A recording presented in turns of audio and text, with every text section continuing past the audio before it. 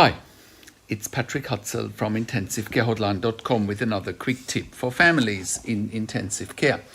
So today's tip is about a frustration that we get, again, quite frequently, where one of our readers wrote in and said, I don't know if my loved one will be mentally damaged after a long-term coma in intensive care. And that is a great question. And, anyone going into intensive care, going into a long-term induced coma, should be concerned about that, because there can be long-term damages to a long-term induced coma. It probably starts out with waking up slowly. It probably continues with that many patients in intensive care that are in a long-term coma also need a tracheostomy because they have an inability to be weaned off a ventilator, because the longer someone is in an induced coma, the more difficult it is for someone to get off the ventilator, and then they end up with a tracheostomy. There are other implications from an induced coma. There could be long-term brain damage. There could be just muscle dystrophy from someone not moving for days, weeks on ends, not getting physical therapy quick enough. The concern that there are long-term damages from an induced coma are real. There are some blogs that are specializing on long-term intensive care patients or patients that have survived intensive care, and they're sharing their insights there. And there's one blog, I believe it's ICUsteps.org, that is designated for ICU survivors. And when you read there are definitely people sharing their frustrations after they survived intensive care. But nevertheless, people are still saying they are glad to be alive. Whilst we are not the experts on the long-term sort of the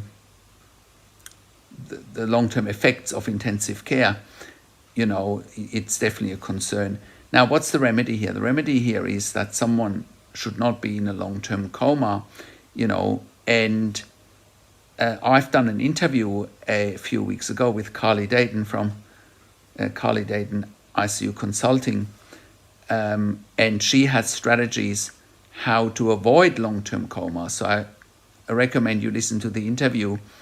Kali has worked in an ICU where they don't sedate patients, and listen to what she has to share, because there are great strategies in how to avoid an induced coma in the first place, how to avoid a tracheostomy, for example.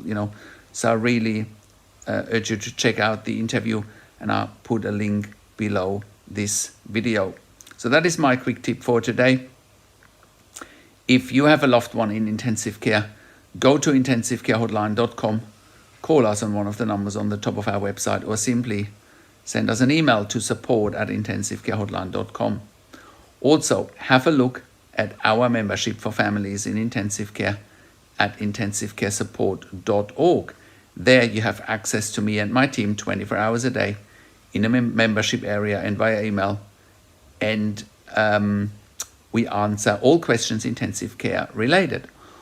Also, if you need a medical record review while you have a loved one in intensive care, we can help you with that as well. We review medical records in real time. Please contact us. And we also review medical records after intensive care in case you have unanswered questions, in case you need closure, or if you're simply suspecting medical negligence. We can help you with all of that.